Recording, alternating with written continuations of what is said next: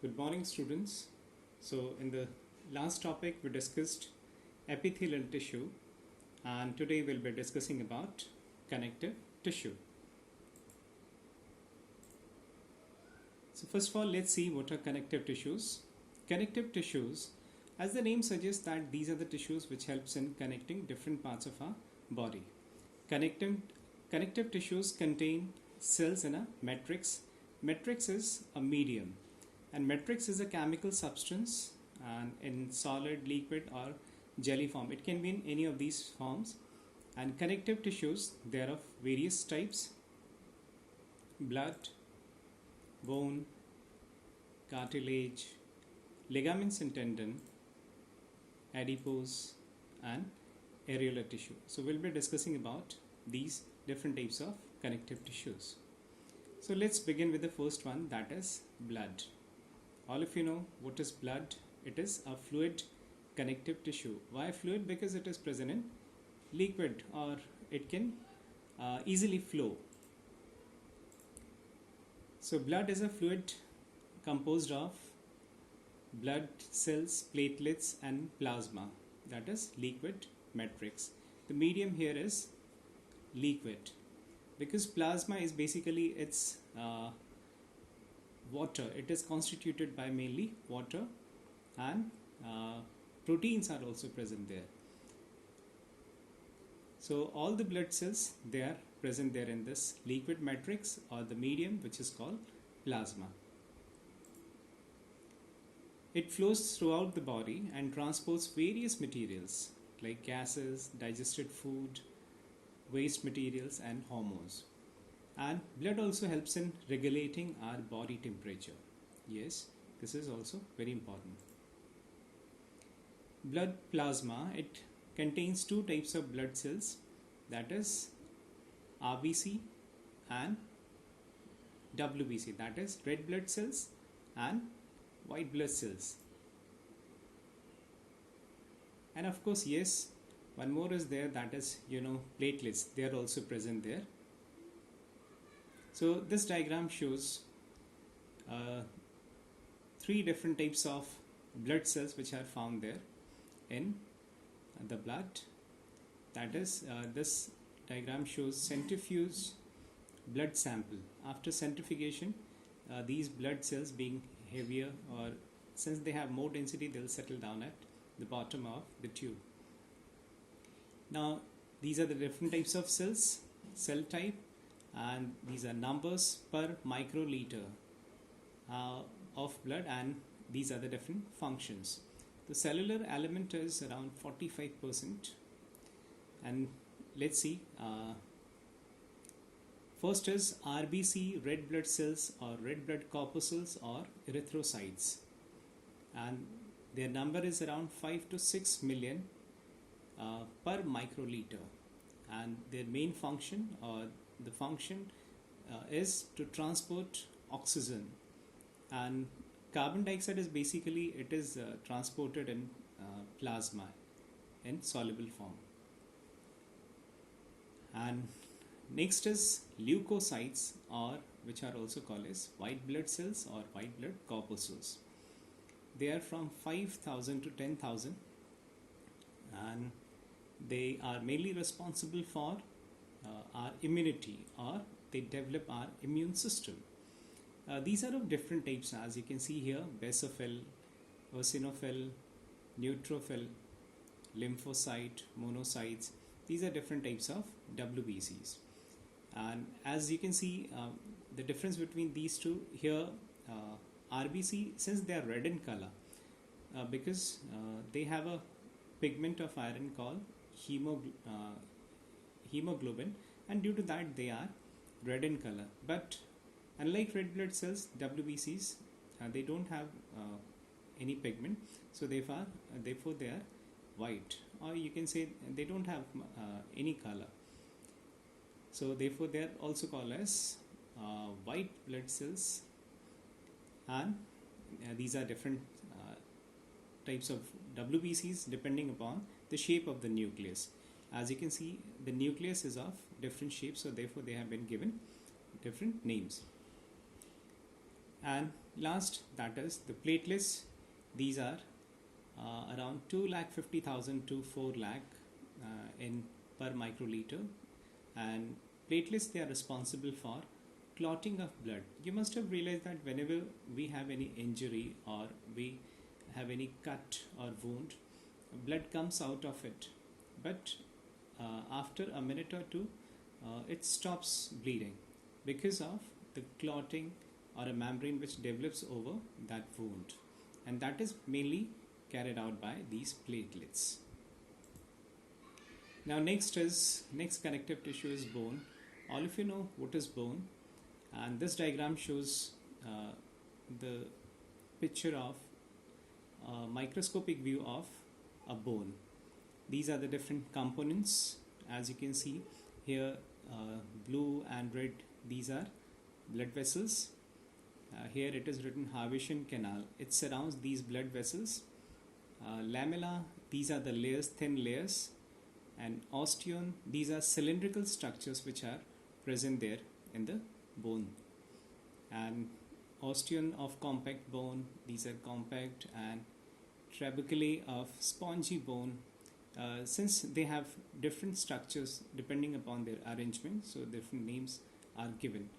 But point to be noted that bones, they have a hard solid matrix which is made up of mainly calcium and phosphate or phosphorus, and this is the reason why we are always advised to have more of milk, because that helps in giving us more of calcium. And one more point to be noted here, that there is you must have heard about bone marrow, right? So in bone marrow, some special type of cells are present, and they are responsible for producing our blood cells, and those cells are called as what? Stem cells. So bone cells, they are embedded in solid matrix of calcium and phosphate compounds. Bones, they form framework of our body, that is the whole skeletal system is made up of the bones, and they facilitate movement of muscles. Yes, bones, since they are attached to our muscles, so they help in movement of our body or locomotion. Bones are hard and inflexible, and they have blood vessels. Yes, blood vessels, they are necessary because to provide energy. Next is cartilage tissue. As you can see in this diagram, these fibrous structures, these are these which are found in between the joints, knee joints, or wherever two bones they are joining together, these are cartilage. Cartilages, these are soft tissues found in ear, nose, trachea. Trachea is windpipe, larynx, and between bone joints. You must have pulled your ear or nose. Since it is flexible, you must have noticed because of the presence of this cartilage, because it's a very flexible type of bone. And cartilage, they smoothens the bone joints. This is the reason that friction, you can say that cartilage, they help in reducing the friction between the two bones. Otherwise, it will be very painful for us to move or to show different types of movement. They have wide spread cells and solid matrix of protein and sugar. Yes, cartilage, they are mainly made up of proteins and sugar. They do not have blood vessels. Next is ligament and tendon. So this is again a picture which shows the position of tendon and ligament and cartilage. Cartilage, as I've mentioned earlier, that this is a tissue that helps in reducing the friction between the two bones, right? And ligaments, these are the fibrous structures which are responsible for connecting two bones together, whereas tendons, they help in joining a bone with that of a muscle.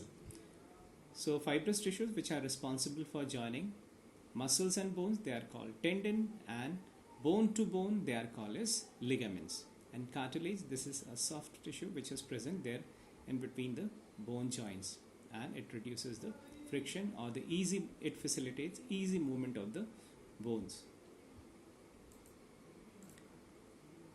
So let's see the differences. Ligaments. Ligament is made up of white and yellow fiber, and it connects bone to bone. Yes, point to be noted here, that is, it helps in connecting two bones together.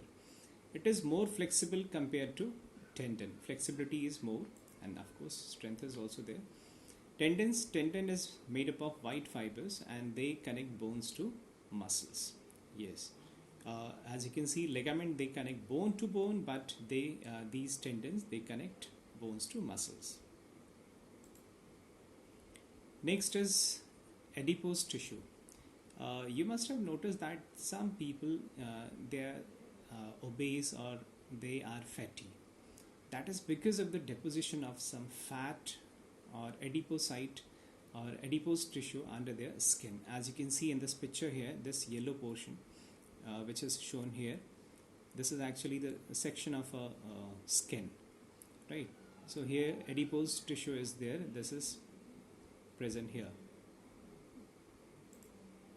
Let's see what are the characteristics. Adipose tissue, it stores fat below the skin and between internal organs. When present in excess, it results in obesity. Yes, that is, you become fat. It provides cushioning to internal organs and gives shape to body parts like limbs, breast, and adipose. They act as insulator and protect from cold. Yes, very important point here, that is, fatty people, they don't feel much cold because of the fact that they have a fat layer under their skin, and that acts as an insulator that doesn't allow heat to escape out. And one more point is written here, that it provides cushioning to internal organs. That means it protects the internal organs from any mechanical shock. Next is areolar tissue, and as you can see, areolar tissue, this is also a type of connective tissue which is found in between the skin and muscles, around blood vessels and nerves, and in the bone marrow. It fills the space inside the organs, and it supports internal organs, and it also helps in repair of different types of tissues. As you can see here, collagen fiber, fibroblast, these are different types of areolar tissue. Let's see the characteristics. It consists of cells and fibers in matrix again medium. It is found between skin and underlying muscles, around blood vessels, around nerves and bone marrow. Areolar tissue is strong enough to bind different types of tissues and soft enough to maintain flexibility. It fills up space inside internal organs and supports them. So this is all for today's topic. That is, today we discussed different types of connective tissue. Students, I hope you have understood these topics. So this is all for today. Thank you. Thanks a lot.